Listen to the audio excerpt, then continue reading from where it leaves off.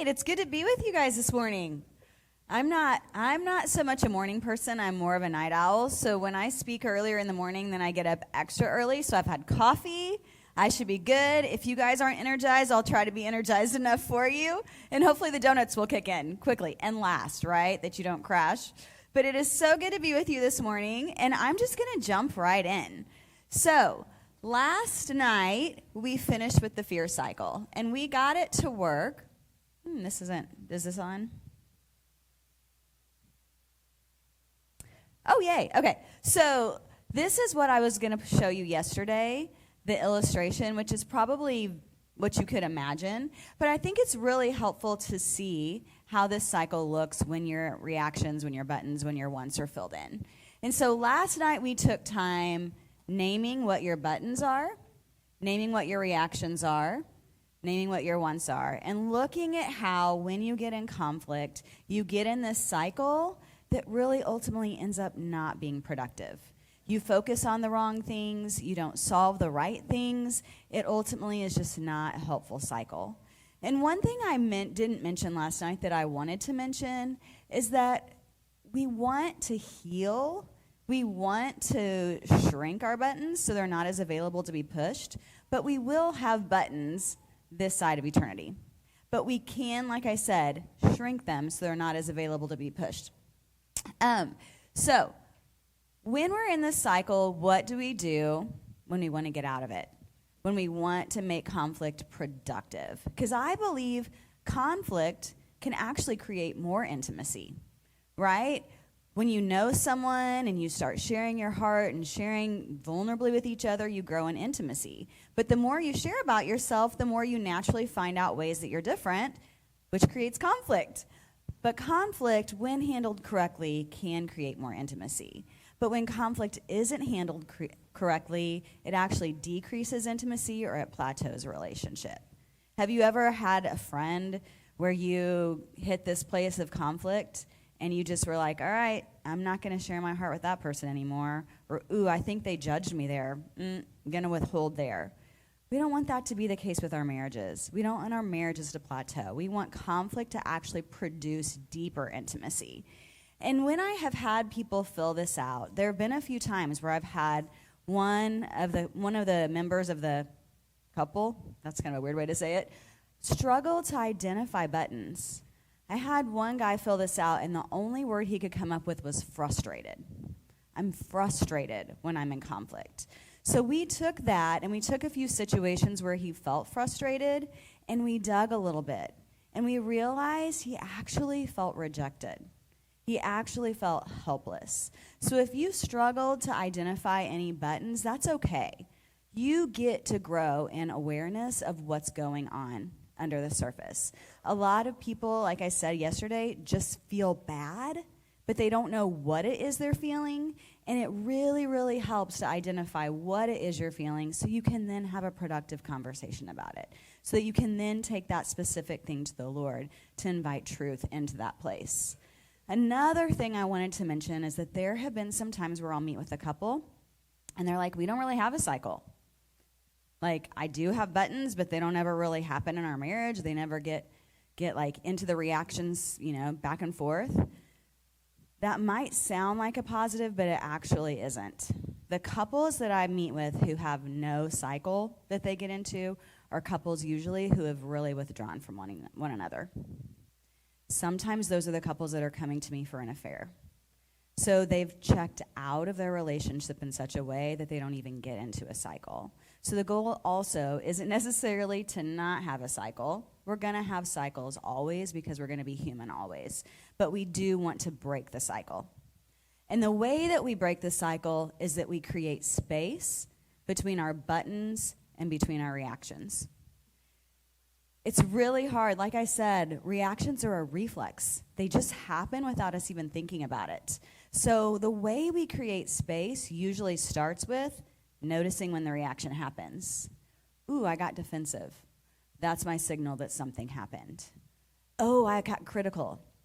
That's my signal that something happened. So we start out with awareness by working backwards. When you notice the reaction, that's when you start to ask questions about what the button is. And eventually, you will tune in. Oh, look at them holding hands. So cute. Oh, you aren't, are you? Yeah, you are. So let's just clap for that. We'll talk about this later.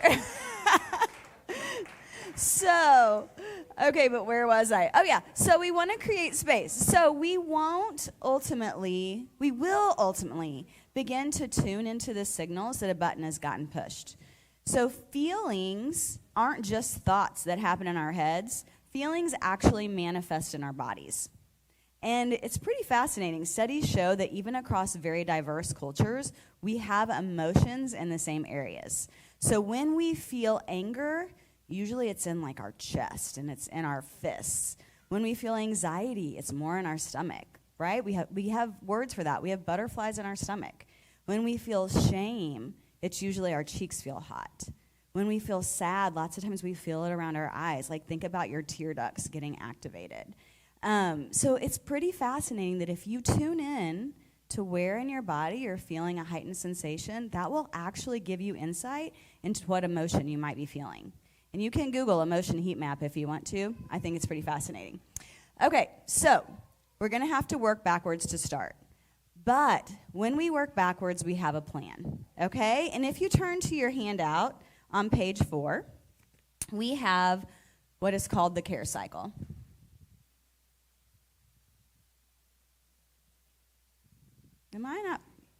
Is this working or am I doing it wrong? Okay, I'm going to go past that one more. Okay, so the care cycle is called responsive caring for self as opposed to being reactive. Reactive is what we do that's not productive. Thank you. When we're responsive, we're getting ahead of the game, right? Excuse me, thank you.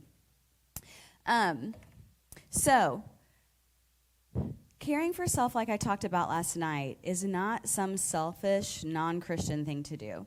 It's actually wisdom. It's actually stewarding the gifts God has given you. And so when our relationship with God is out of kilter, our relationships with people will be out of kilter. When we're looking for people to do things that only God can do, we're going to be off balance. And so caring for self starts with connecting with God. We have to connect with Him first if we want to have any hope of having a healthy relationship with each other. So the care cycle is actually something that can be a benefit, right? When a button gets pushed, it's giving us a sign, hey, there's something here that needs attention. There's a part of you that doesn't fully know and experience truth. So getting a button pushed, I think of it as an invitation or an opportunity to connect with the Lord. So the first thing you want to do in the care cycle is to be aware. Guys, this is a crazy statistic, but I've looked at all these different studies, and they would indicate that only 1 in 10 people are self-aware. It's like 10 of us in this room. Isn't that humbling? Isn't that a little bit scary? We've got to grow in awareness. We have to grow in understanding what it is that's going on inside of us that's motivating our behavior. We've got to grow in understanding how we impact the people around us, right? If we're not aware in those things, then we don't steward who we are as well. So we've got to grow in self-awareness. And the earlier you become aware, the sooner you can intervene and the less damage is done. Like I already said, when you're trying to become aware, the first way you do that is by noticing your reactions. And then from there, you want to pay attention to the alarms in you and tune into the signals that give you information about your experience. Like I mentioned, if you suddenly feel a pit in your stomach, here we go again. Notice the thoughts that happen, because we have repetitive thoughts. Notice the feelings that are happening in your body. There are signals in you that are telling you, you're about to go into the cycle. So tune into those so that you can intervene earlier. And then, like I already mentioned, the key to learning how to communicate our feelings and thoughts is to be clear about what is actually driving the pain. To be clear about it. All right, the next step is to accept. accept the feelings and the emotions. That sounds simple, but it's actually pretty hard for a lot of us. We don't want to accept feeling angry. We don't want to accept feeling hurt. We might judge ourselves because we felt weak. We don't want to feel bad feelings. I don't know very many people who want to feel bad feelings. And I say in quotes, bad feelings. I actually think all feelings have the potential to be good because they give us insight into what's happening in our hearts. They give us information. But the problem is we have judged some of them as negative or as bad or as wrong. But if we look at them as neutral, at least until we act on them, because for sure they can become sinful when we act on them. But if we look at them as neutral and we show curiosity about them, we accept them, and we have compassion for ourselves with them, we can have compassion with someone else who's hurt. Can we have compassion with ourselves when we're hurt? Then we can actually get somewhere. So we have to accept the job of caring for our own emotions. All right, the next thing is to allow the emotions, to allow them and allow help with God. This can begin with a simple prayer for help. I'm angry. I'm hurt. I'm confused about what's going on here. I'm hopeless. Here we are again. God, would you help? You allow help from God. And then there are times where you need to allow help from others. Again, personal responsibility doesn't mean you're doing this in a vacuum. Personal responsibility means you take responsibility for caring for yourself, and that might mean gaining wise input from someone that you trust. And then we want to attend. So attend the emotions without judgment. Like I already said, it's easy to judge our emotions and to reject them. We make a lot of decisions to avoid the feelings that we don't want to feel. But we want to attend to them. We want to be curious. We want to ask questions like, what is it I'm feeling? Is all of this coming from right now, or is something from the past contributing to this? Is something else from today contributing to it? I mean, I'm telling you, I'm sure you guys, if you're tired, you're probably more irritable. If you had a bad day at work, it's likely you're going to take it out on the safest people around you. So ask yourself, is this really about this situation, or is something else making me less patient right now? You want to ask, what is the truth? Okay, my partner loves me. They had good intentions. It's okay. I'm going to take care of this. Again, this is kind of the similar statement I already made, but the key to learning how to communicate our feelings and thoughts is to be clear about what is actually driving the hurts and pain. And I noticed that this was on here twice, and I thought I might, you know how in Scripture they repeat themselves when something's really important? I was going to pretend that I did that on purpose, but I didn't. But it is really important, so I repeated it. So there, now we got to emphasize it. All right, then the last step is acting. We act out of integrity. When we do the care cycle, we get to choose how we respond as opposed to reflexively doing something damaging. So what I love about this is when there is space between our buttons and our reactions, we get to choose to be the person that we want to be. Most of us don't want to be defensive, angry, critical, withdrawn. Most of us don't want to be that person. So when we have space, we can choose to be something else. And I think that every time we choose, guys, is a moment of transformation. So often we dismiss these little bits of growth that happen in our lives. We think that growth is this big, crazy change. But I think every time you hold your tongue, that's adding to your transformation. Every time you choose to communicate your hurt, that's adding to your transformation. I love in 2 Corinthians where it says that we are transformed from one degree of glory to another. When you think about 1 degree, that's nothing, right? On a compass, 1 degree is not very much. But if you're out on a ship in the ocean and you're charting your course and you want to get out here, but up here you get off by 1 degree, do you know that you end up in a totally different spot than where you started or where you planned? And so that's what I love about transformation. Those 1 degrees actually add up to get you to a totally different place. So don't minimize it when you hold your tongue. Don't minimize it when you choose not to withdraw. Every one of those adds up, and every one of those is valuable. So you get to ask, who do I want to be in this moment, and what will give me the best chance of getting what I want? So this isn't manipulative. I know I said that reactions are manipulative. But when you choose what will give you the best chance of getting what you want, that's not in a manipulative way. That's in a wise way. That's in a way of knowing your heart, knowing what is in integrity, knowing your partner. That's wisdom. All right. So I won't spend a lot of time here, but as I mentioned, a lot of couples will indicate that they struggle with communication.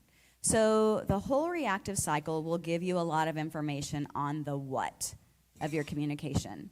The reactive cycle is helping you identify your emotions, identify what's going on in you, so you have the words to talk about what is going on.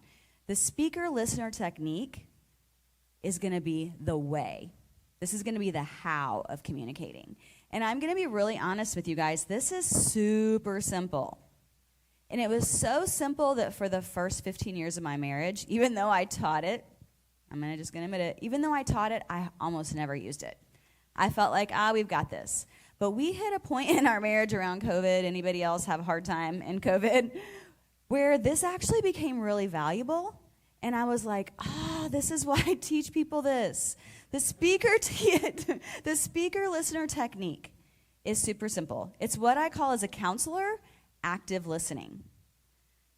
Speaker-listener technique is simple, and in your handout on page 13, it's kind of cheesy, guys. I didn't write it, but it's helpful. There's an illustration that talks about how to do it as well as steps. And I'm not going to spend a lot of time here, but really all you're doing is you have a speaker and you have a listener. When the speaker's turn to speak, the speaker speaks, the listener listens. Have you guys heard this before? Anybody here familiar? So sometimes it's even helpful when you're the speaker, you hold the thing. You can pick, a TV remote or whatever. You can hold the thing, and that indicates you're the one speaking and you're the only one speaking. So you speak. I felt hurt when you made plans without consulting me. Okay, then the listener takes the thing. So what I'm hearing you say is that you felt hurt when I made plans without consulting you. Okay, that sounds like nothing because you're just repeating back. But here's what it does. It makes the person feel heard. They're like, yeah, okay, they heard what I said. And it also gives you the chance to make sure you heard correctly. It clarifies any mistakes or any misunderstandings that you made. I have used this with couples who had deep, deep hurt. And by doing this, and sometimes we do this for an hour, but we get places of understanding that are super healing. We just want to be understood. 90% of the time, like I said, the problem isn't usually the problem. 90% of the time, we don't even actually have to come to a solution to feel better. We just want to feel understood. And feeling understood, I want to be careful to say, is not the same as necessarily agreeing or seeing things the same way. If I want to challenge you, if you think you can only feel heard if they agree with you, that's setting you both up for failure. You're different. You won't see everything the same. But understanding happens when the person can say, this is what I hear you saying. This is how I hear you experiencing this. Yeah, okay, you understand. And that goes a long way. So the goal of the speaker is to speak. The goal of the listener is to listen. You clarify to make sure that you understand, and then you move on. And so most people, when they're communicating, as one spouse is talking, the other person's thinking about what they're going to say. And so they're missing what their partner's really saying. So when you slow down and you take turns, then you really get to hear. And the speaker gets to speak, but then the listener is then going to get a chance to respond and tell you about their experience. And that way, both people get a chance to speak. And in marriage, this is really helpful. You guys, I am a verbal processor. I'm a fast processor. My husband is a slower processor, and he's an internal processor. So in conflict, I use way too many words. That might not surprise you. I can say a whole lot, and he gets overwhelmed and kind of loses where we're going, and it's not productive. But if I slow down and give him space, then we both have a way better chance of understanding and coming to resolution. All right, so we're going to move on. Now we're going to talk about the 4 horsemen and their antidotes. So, I mentioned John Gottman last night. He's the premier, excuse me. He's the premier researcher on marriage in the U.S. And if you're familiar with the book of Revelation, then you may know the story. I think it's in I think it's Revelation 6, where it talks about the 4 horsemen of the apocalypse showing up. And when they show up and they appear as symbols of evils that will come at the end of the world. So Gottman's research is saying, hey, these are the 4 evils that come and indicate the end of a marriage. These are the 4 qualities. If all of these qualities are in a marriage, there's like a 90% chance the marriage isn't going to last unless some serious intervening happens. And here's the thing, guys. God can do the impossible. If you're willing to intervene, you can change. Your marriage can change. I have seen it happen. So if you see these in your relationship, this does not mean that you're doomed to fail. It just means that you have space to work. All right? So, the 4 negative behaviors that happen that would indicate the end of a relationship are criticism, defensiveness, contempt, and stonewalling. Now, it is normal to have any or all of these in your marriage at some point. The point is to pay attention to them and work on them before they start to escalate.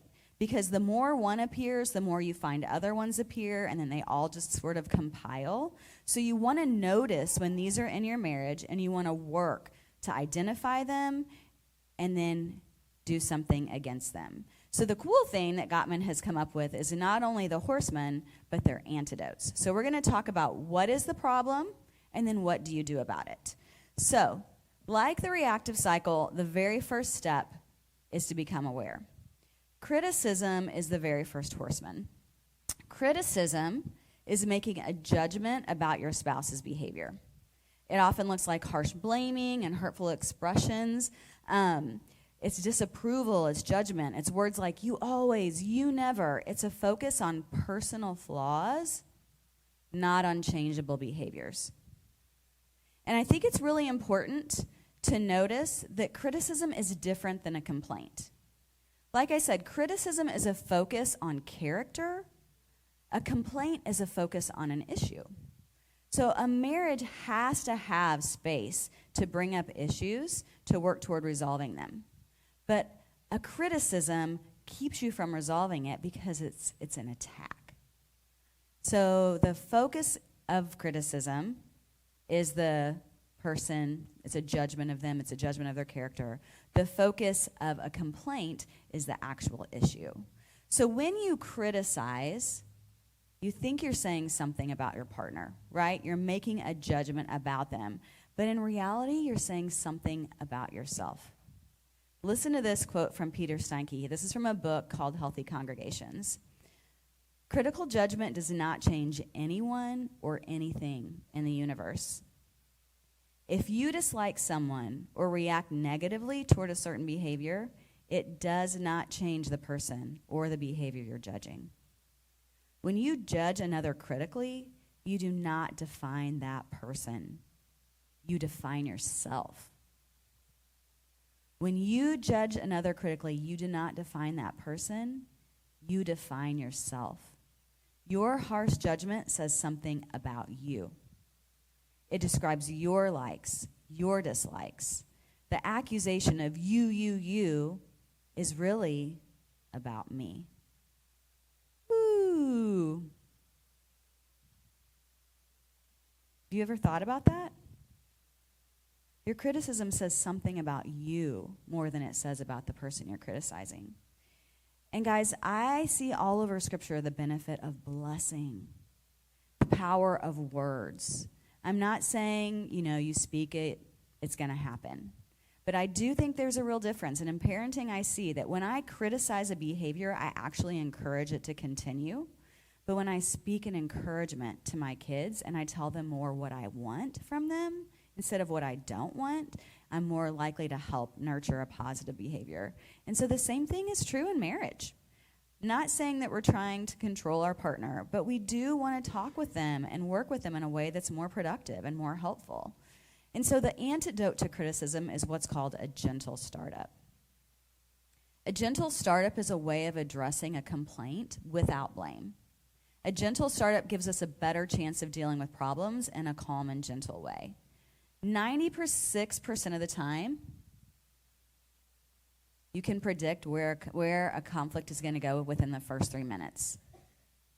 So if it's going well in the first 3 minutes, it will hopefully continue to go well. But if it's not going well, if you start up harshly, it's pretty sure that the conflict isn't going to get anywhere positive. I mean, think about it. When you're criticized, do you feel compelled to actually engage with the person who's criticizing you? I don't. Someone criticizing never gives me warm fuzzies about that person. Criticizing just isn't effective, but a gentle startup can be. So with a gentle startup, start out using warm body language and tone of voice. Save the discussion for an appropriate time. Make sure the focus is on the problem, not the person. Use I statements. Instead of making it about the other person, begin by identifying what you feel, what it is that you want or need. Lots of times we don't do that because that feels too vulnerable. But that is going to give you the best chance of, again, working positively with your spouse because you're letting them know what it is that you want instead of criticizing what they didn't do.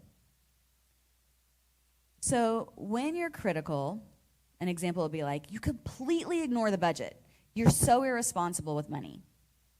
But a gentle startup could be, I feel stressed when we don't keep with the budget that we set. Can we talk about how to make it work for you?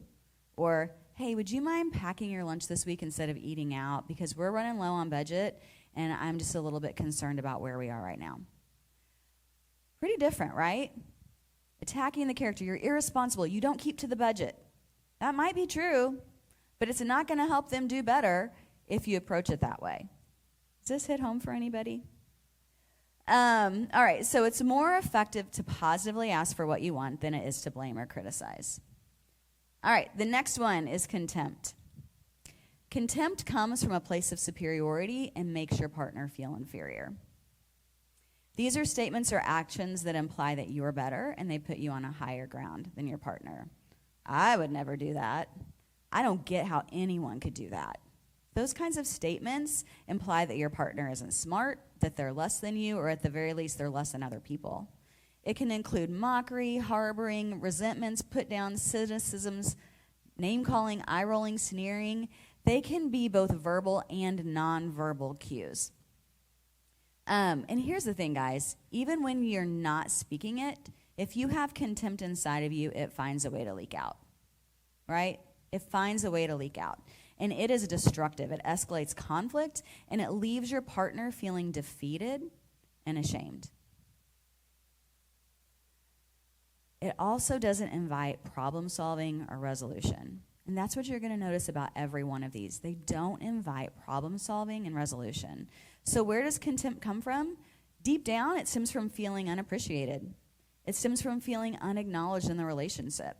So sometimes we become contemptful, if that's a word, when we feel desperate, when we're trying to stand up for ourselves.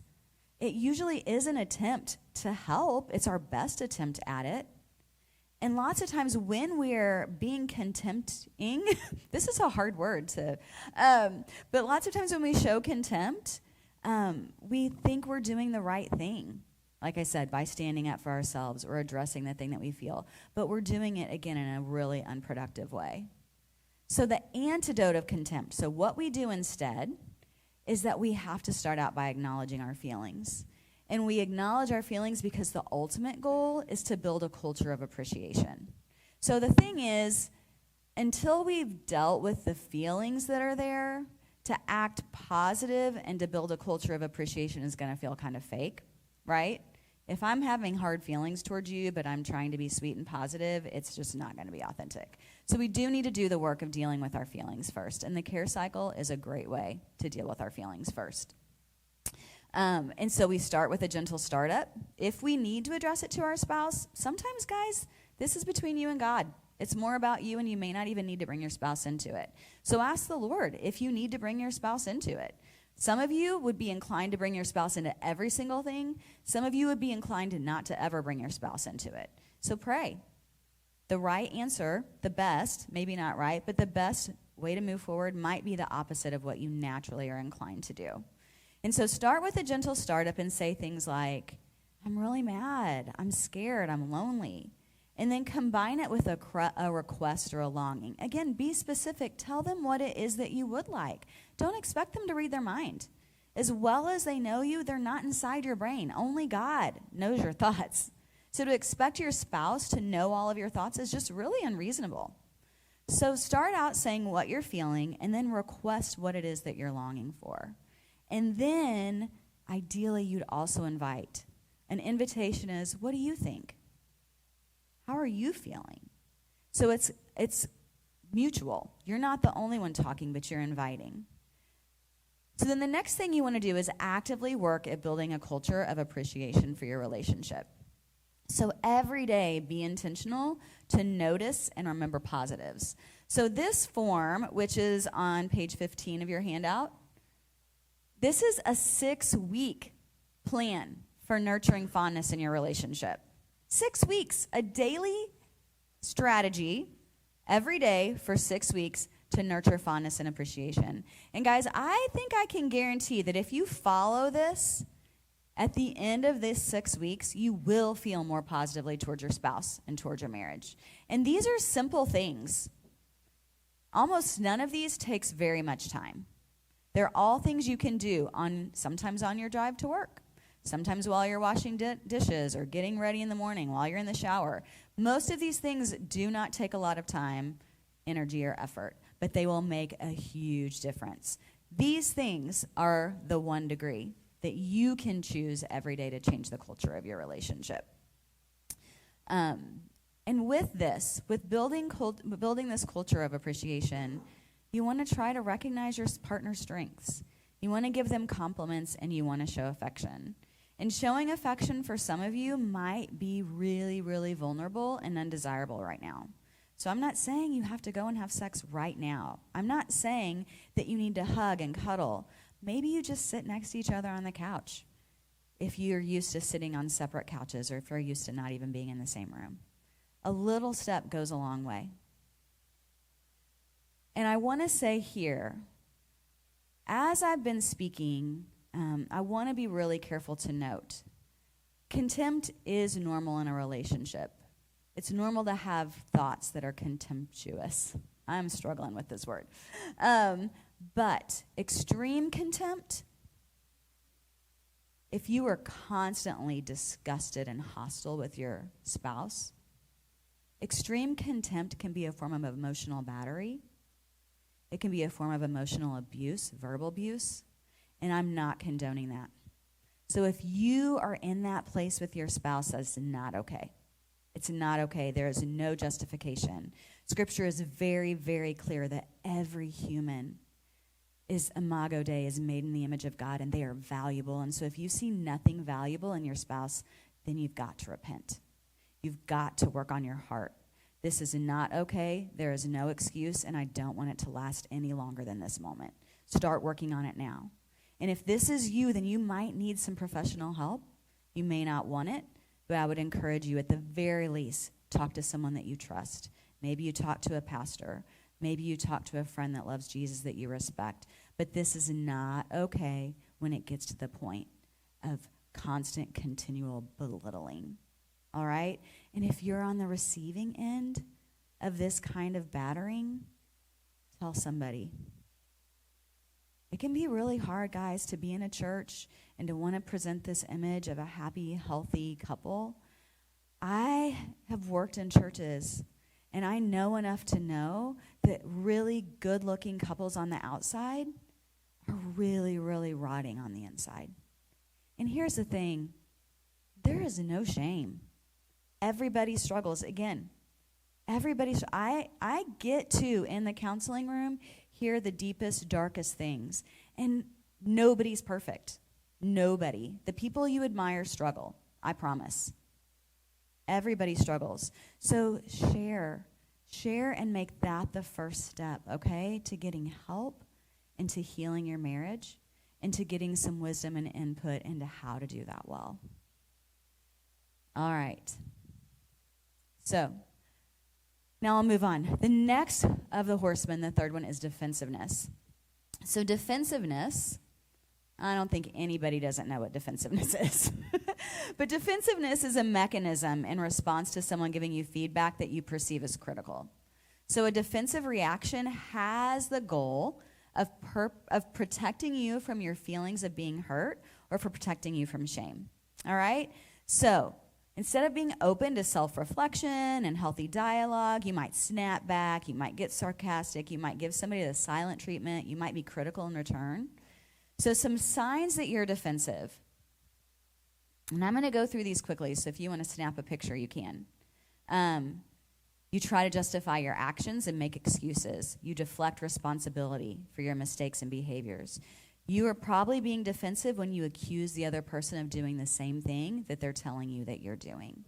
You're defensive when you tell the other person they shouldn't feel the way that they do. You shouldn't get angry about that. That's ridiculous. There's no reason to be hurt, all right? I didn't mean to hurt your feelings. That's defensiveness. You're defensive when you bring up the past and you bring up things that the other person has done wrong in the past to avoid talking about the current issue. When you shift blame to the other person for what they're criticizing you about, that's defensiveness. When you stop listening to the person and end the conversation and walk away, that's defensiveness. Being defensive is refusing to accept feedback.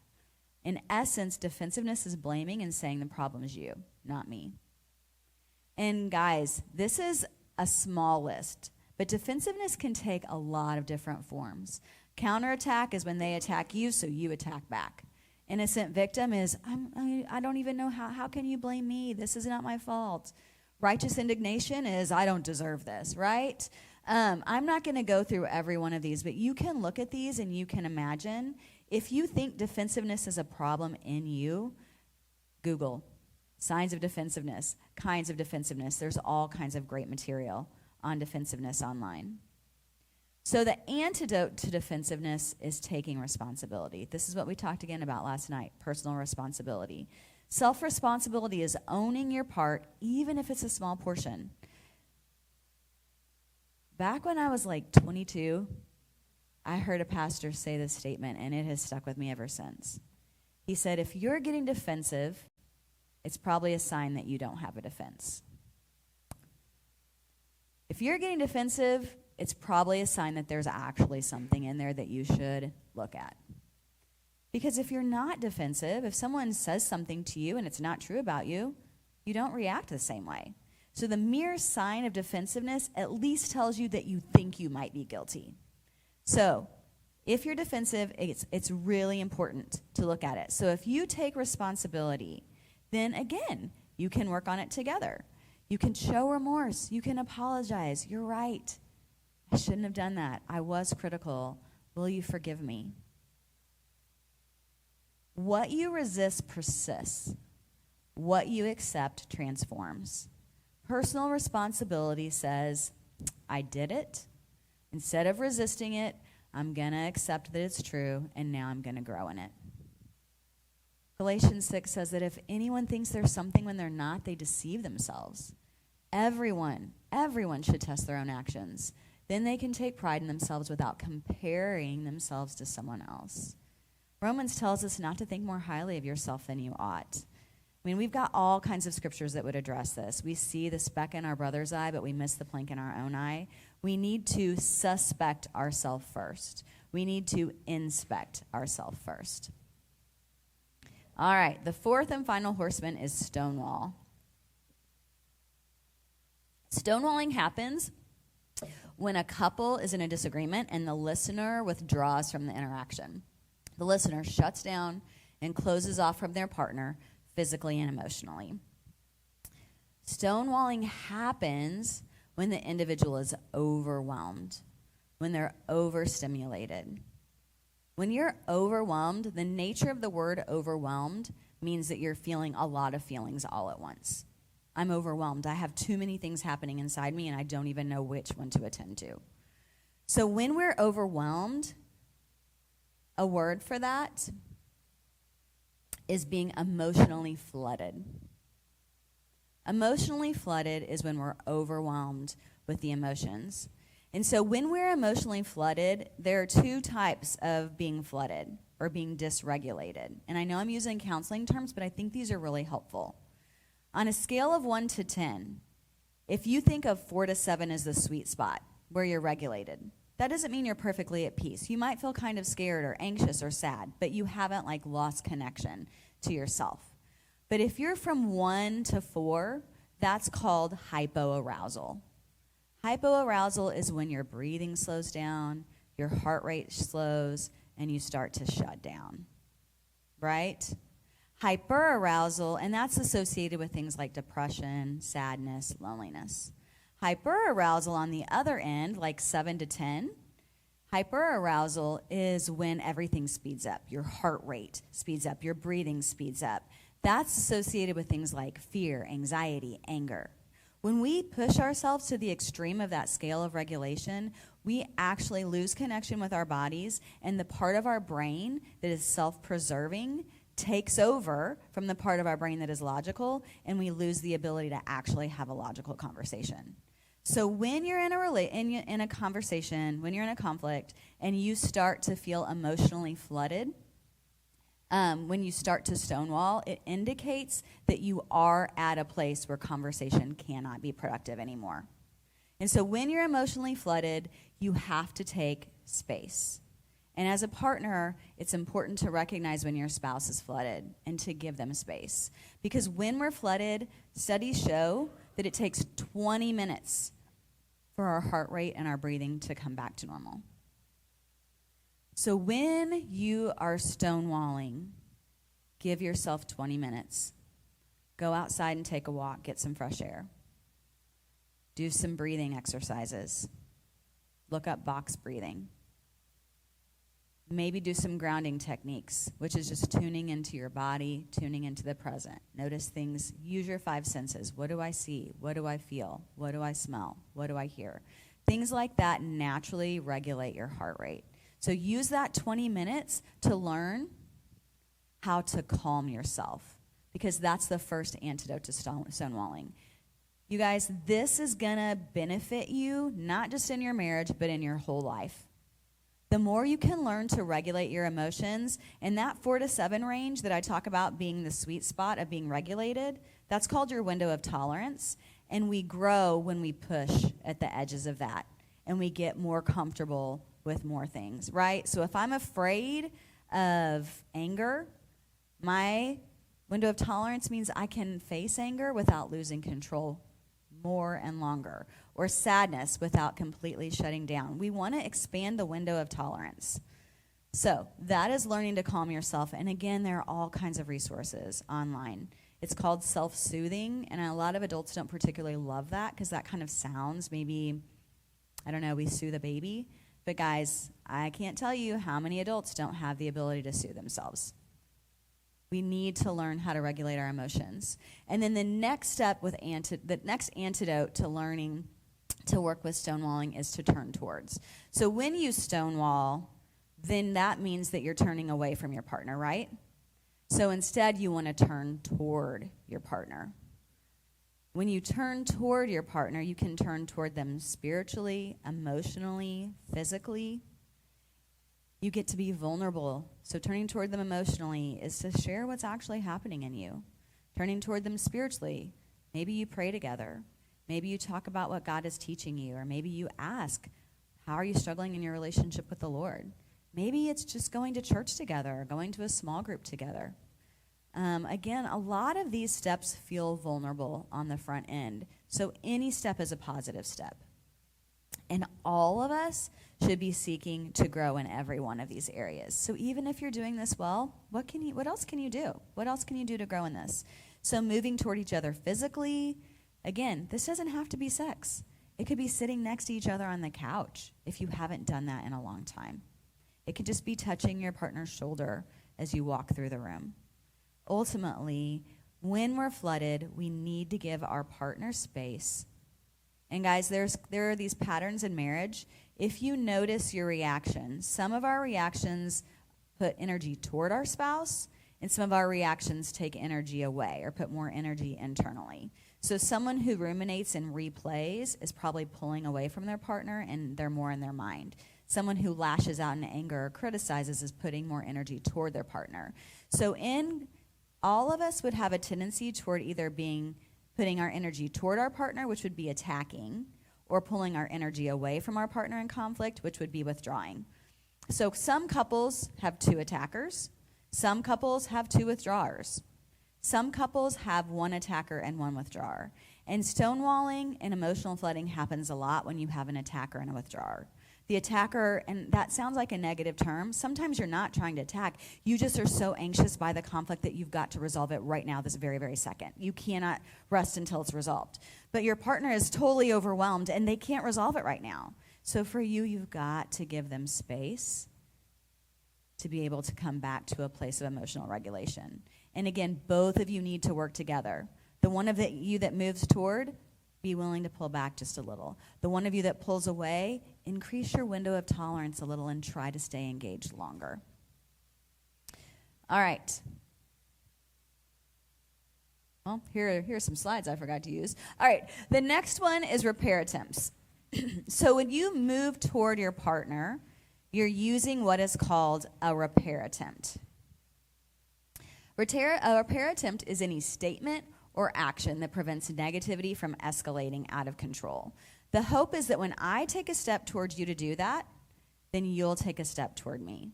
A repair attempt is less about fixing what's broken, and it's more about getting back on track. And so the reality is that most of the problems in marriage don't have solutions, right? If I always run late and my husband always runs on time, that's probably going to be a perpetual problem in our relationship as opposed to a solvable problem. If I'm just giving you, these are hypothetical, right? If I'm really social and my husband is an introvert, that's always going to probably be an issue in our relationship, that I'm going to want to do more and he's going to want to do less. So a lot of problems in our marriage aren't solvable, but they're perpetual. And when they're perpetual and you just accept that they're perpetual, then you get to manage the conflict. And you don't feel as alarmed by it, as stressed by it, and you're not as motivated to try to control your partner to try to fix it. In fact, perpetual problems are like 69% of the problems that couples experience. Isn't that crazy? Of the problems that you experience in marriage, almost 70% of them are ones that can't be solved. Maybe that doesn't have to be discouraging. Maybe what that can mean is that you learn to accept that you're different, and your differences actually enrich each other instead of being a problem. So, Gottman coined the term, people are either masters of relationship or disasters of relationship. And he found that masters of relationship repair early and they repair often. So a repair attempt, again, doesn't have to be super, super huge. If you're starting to get heated, maybe you just pause and put your hand on your husband or wife's leg and you just slow down. And they see that you're moving toward them, and that helps them slow down too. Maybe you notice you're getting your cycle and you make a joke of it. Oh my gosh, I totally just did this again. If you can laugh about it, that is great. A repair attempt can be something, again, a physical gesture. It can be a statement. It can be owning responsibility. It can be, okay, I'm sorry. I've had a stressful day, and I'm taking it out on you. Notice when your partner tries to offer a repair attempt and offer one back. The masters of relationship notice when their partner is trying to make a repair attempt, and they respond. The couples that don't make it are the couples where repair attempts are rejected. So notice the attempt, notice the effort, and respond. The success or failure of a couple's repair attempts is one of the primary factors in whether that marriage flourishes or flounders. The strength of the marital friendship determines the success or failure of the repair attempts. And in your handout on page 16, there's a questionnaire. And it will help you, one, identify some ideas of what repair attempts are, and then also look at how well you're doing at giving or receiving them. All right, so we're going to cover something called bids, and then we're going to take a break. You guys can ask questions at the table, use the restroom. But bids. Bids are super simple. When I describe them, you're going to all know what they are. But the problem is, because we're not aware, we miss them all the time. But bids are the fundamental unit of emotional communication. A bid is any attempt at making connection from one partner to the other. Bids can be verbal, they can be nonverbal, they can be overt, or they can be covert. They're requests to connect. So Gottman emphasizes, and I think this is something that's really important, so perk your ears up. He emphasizes that friendship is actually more important in a relationship than even our communication or conflict skills. Deep friendships foster positive feelings that can help couples navigate conflict more effectively. And bids are how you build friendship. I'm so sorry. So, bids are how we connect. Healthy couples make bids constantly, and they give and they receive them. So here's the thing. Bids sometimes can be missed because they're subtle. Instead of coming out and being like, hey, I miss you, I want to connect. That feels kind of vulnerable, right? So instead, we will come out and we'll be like, hey, man, the Chiefs lost the Super Bowl. That was devastating, guys. So it might be a statement like that, something simple, just some kind of statement that invites a response. And when your partner makes a bid, you have three choices. You can turn toward and acknowledge the bid. You can turn away and ignore or miss the bid, or you can turn against, which is actually rejecting the bid. So a bid for me might be like, we're driving in the car. I'm like, oh my gosh, that house is so pretty. Well, turning toward it would be simple, like my husband saying, ooh, I really like it too. Super simple, but we connected. We made a connection, and that creates positive feelings for me.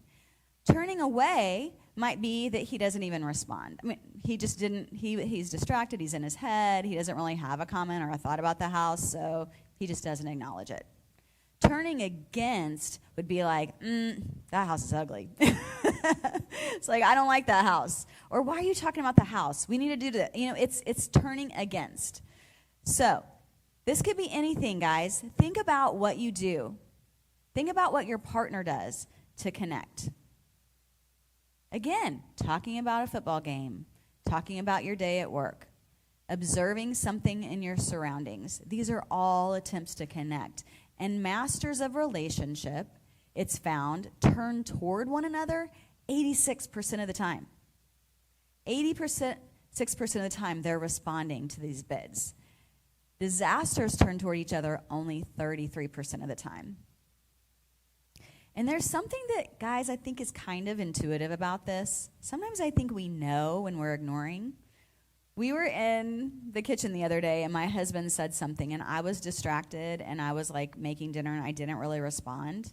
And my daughter, my 15-year-old daughter goes, listen to your husband.